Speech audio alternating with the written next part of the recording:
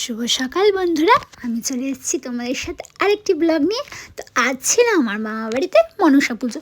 তো আমাকে দিদি বলছিল তুই কি আজ আমার সাথে যাবি, কিন্তু ওই যে কথায় বলে না, বড় হয়ে গেলে বোধহয় কিছুই ভালো লাগে না।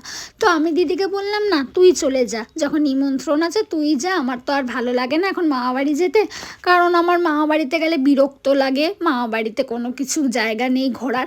আসলে আমার কি, আমার ঘরে যদি আমি কমও খাই না, এটা সবারই বোধহয় হয়, আমার শুধু না, ঘরে যদি তুমি ডাল ভাতও খেয়ে থাকো তবে তোমার সেটাও শান্তি। তো আমি দিদিকে বললাম যে তুই যা।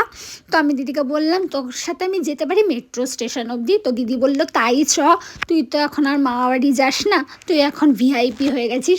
তো আমিও দিদিকে বললাম ঠিক আছে, তুই রাগ করিস না দিদি, আমি তোকে মেট্রো স্টেশন অবধি ছাড়তে যাবো। তো দেখো দিদিকে আমি মেট্রো স্টেশনে ছাড়তে এসেছি। আর দিদি আমাকে এদিকে বলছে ভালোই তো এখন আনবি খাবি ভালো মন্দ। যাই হোক, দিদি চলে যাচ্ছে, মনটা খুবই খারাপ লাগছে, কারণ আমার দিদি যাচ্ছে মানে আজ আর আসছে না। কারণ আমার মামা বাড়িতে আমার বড় মামি দিদিকে নিশ্চয়ই আটকে দেবেই দেবে। তো সেটাই হয়তো হবে, তো আমি জানি না, এখন দিদি চলে গেল। তো তোমাদের কেমন লাগলো আমার এই ছোট্ট মিনি ব্লগ, তো অবশ্যই আমাকে জানি। আমার চ্যানেলটা অবশ্যই তোমরা সাবস্ক্রাইব করো। ততক্ষণ তোমরা সুস্থ থেকো। টাটা বন্ধুরা, লাভ ইউ।